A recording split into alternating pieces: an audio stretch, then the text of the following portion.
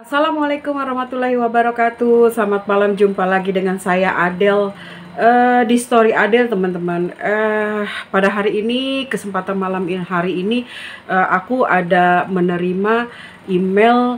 Ada 3 ya teman-teman ya, 3 email yang ingin ceritanya dibawakan oleh aku, dan aku pilih yang epic ya guys ya. Di sini ada yang epic, menurut aku sangat epic ya guys ya. Seperti biasa, sebelum kita mulai, doa terbaik buat kalian, semoga sehat selalu, dilimpahkan rezeki yang berlimpah, dan selalu dalam Allah Subhanahu wa Ta'ala. Amin ya Rabbal Alamin. Jangan lupa teman-teman like-nya, subscribe-nya, loncengnya, agar nanti ada video aku yang baru kalian bisa ketahui gitu ya teman-teman. Oke guys, langsung aja pada ceritanya. Ini adalah seorang Kiki ya, Mbak Kiki. Mbak Kiki ini mengirimkan emailnya, ceritanya di email aku. Dia ingin ceritanya disampaikan. Kejadiannya adalah di salah satu kapal laut, penyeberangan Merak Bakauheni gitu ya teman-teman ya. Mbak Kiki ini adalah orang Jakarta yang akan menyeberangi lautan Merak Bakauheni teman-teman ya. Di situ setahu aku gitu ya, aku pernah juga mengalami penyeberangan itu, tidak sampai berjam, ada yang sampai nggak nyampe sejam lah gitu ya guys ya. Bakauheni itu ada yang tergantung gitu keterlambatan kapalnya gitu ya guys ya. Singkat cerita teman-teman, Mbak Kiki ini pergi dengan seorang calon suaminya teman-teman.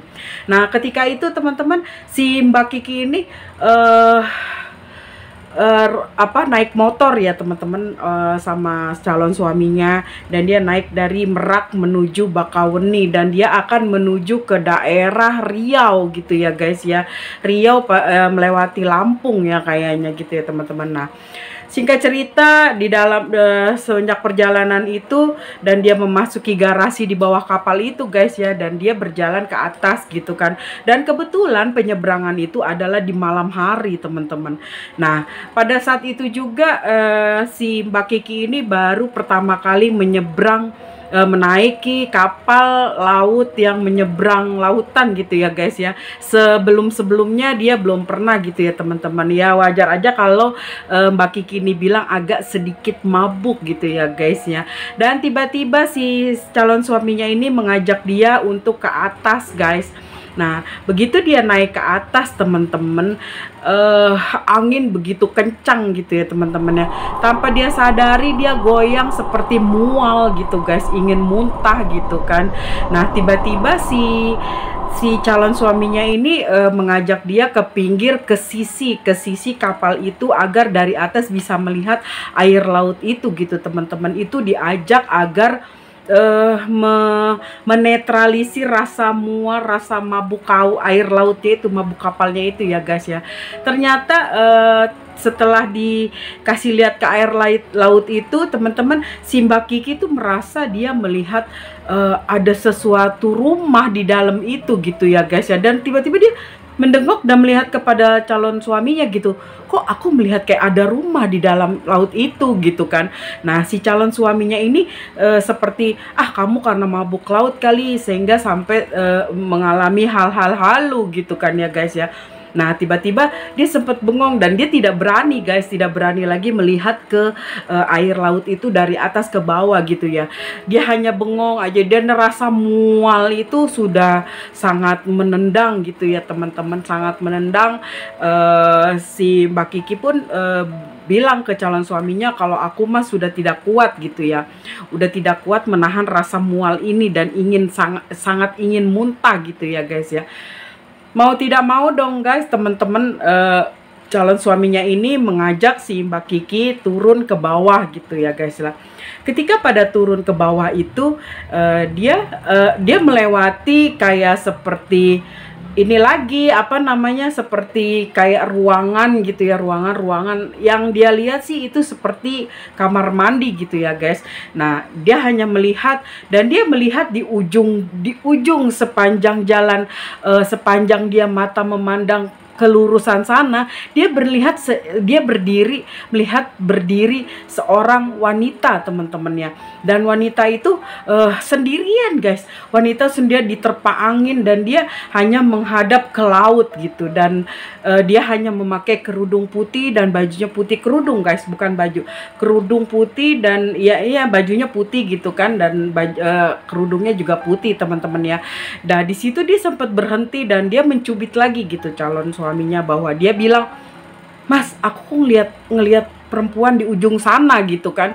Nah, si calon suaminya ini karena sudah 2 kali mengalami hal yang membuat kekhawatiran gitu ya terhadap si calon suaminya ini, akhirnya dia juga menengok gitu, melihat. Dan iya, guys, teman-teman, dia melihat juga gitu.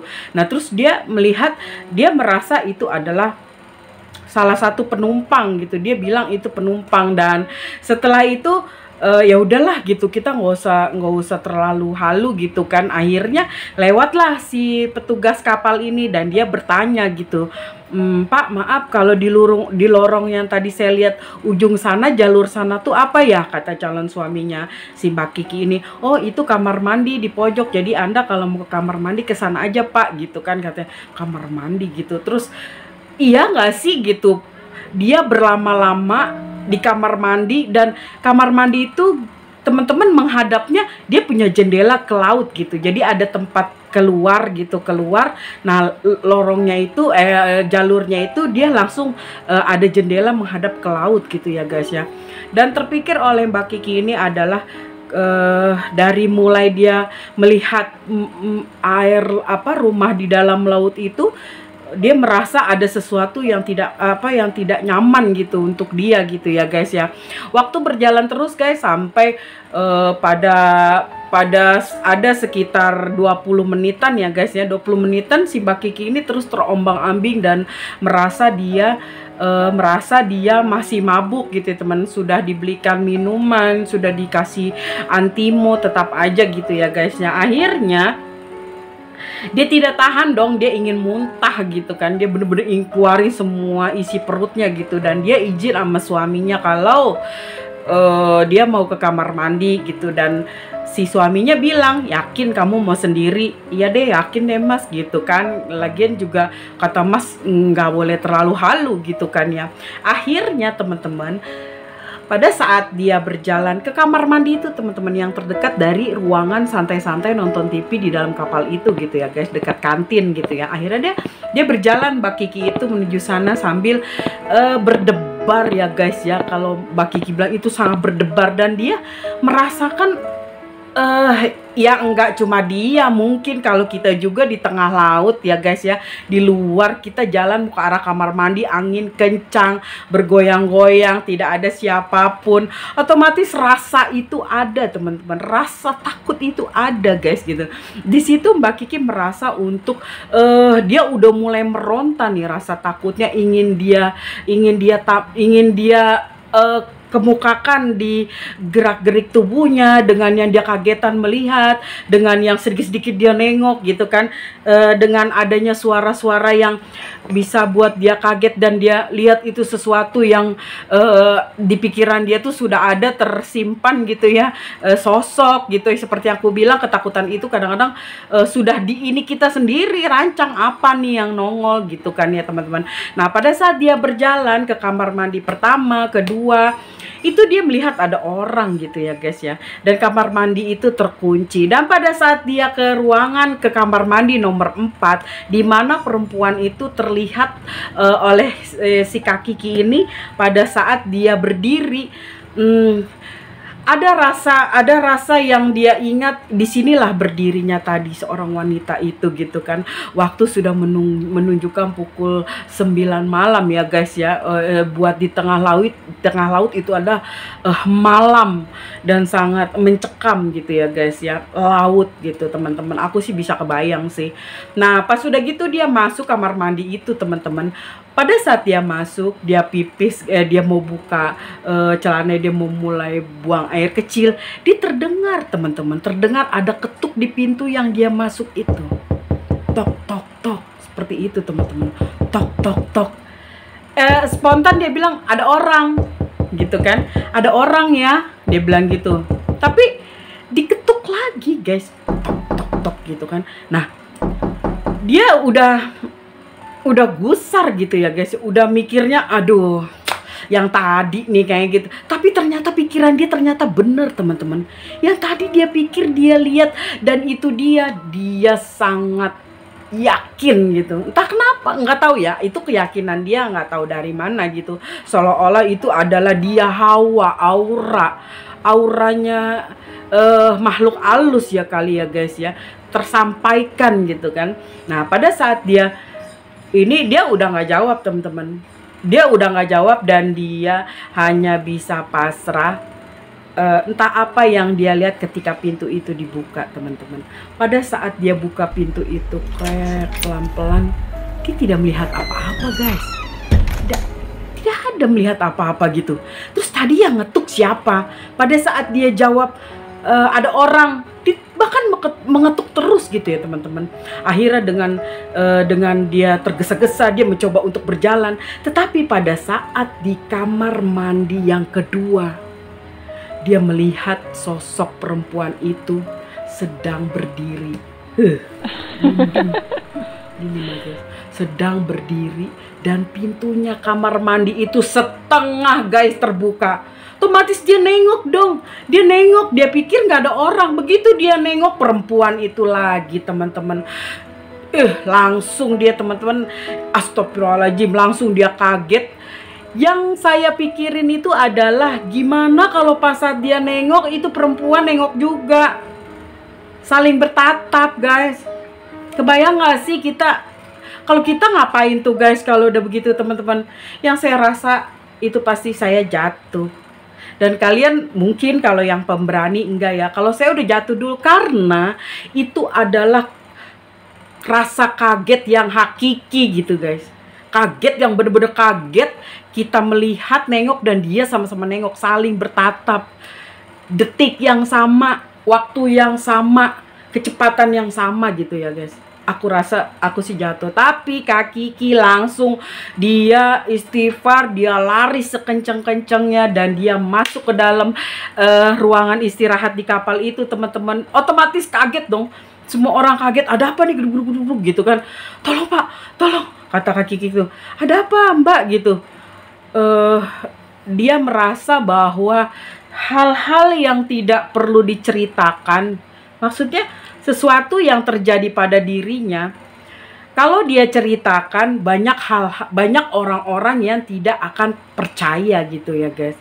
Ya itulah, makanya ada orang yang kita jalan bertiga, yang satu melihat, dua nggak percaya teman-teman. Jadi buat apa juga gitu si Mbak Kiki menceritakan gitu kan. Dia hanya menyimpannya saja, itu adalah satu kenangan di saat dia menyeberang Merak Bakauheni, mengalami hal-hal yang seperti itu teman-teman. Jadi gitu guys. Akhirnya dia cerita ke calon suaminya, dan calon suaminya itu percaya karena dia juga dari pertama awal dia merasakan keanehan, dan dia bilang dia melihat wanita itu lagi dan pintunya diketuk teman-teman.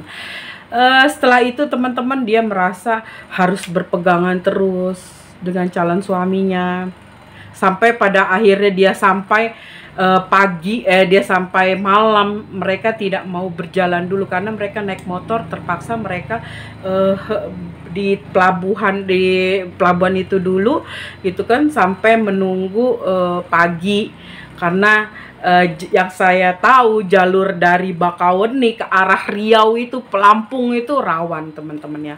Mungkin bukan hanya rawan hantu blau ataupun makhluk-makhluk goib, tapi rawan juga dengan begal. Alhamdulillah ya teman-teman, akhirnya Mbak Kiki tidak terjadi serangan jantung atau kesurupan gitu. Bisa saja kan kalau si makhluk itu merasa tidak senang dia melihat si Mbak Kiki melihat dia, ya bisa aja dia mengganggu gitu ya guys ya.